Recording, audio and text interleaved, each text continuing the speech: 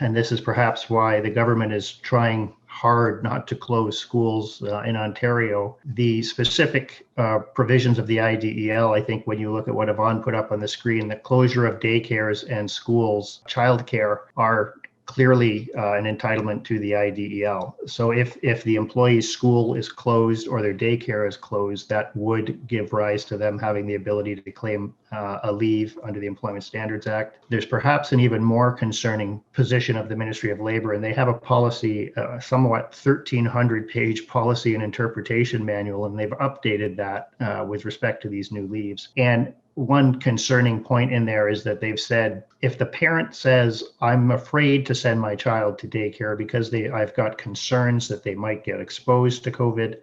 the ministry views that as being a valid entitlement to taking the infectious disease emergency leave. So I think you need to be careful looking at each situation and understanding exactly what the circumstances are so we could make a decision as to whether or not the Ministry of Labor likely is going to think that that person should be entitled to take that leave. Certainly, you need to be careful if you're going to discipline or even terminate somebody under those circumstances. We would want to make sure we're on the right side of what the interpretation is likely going to be.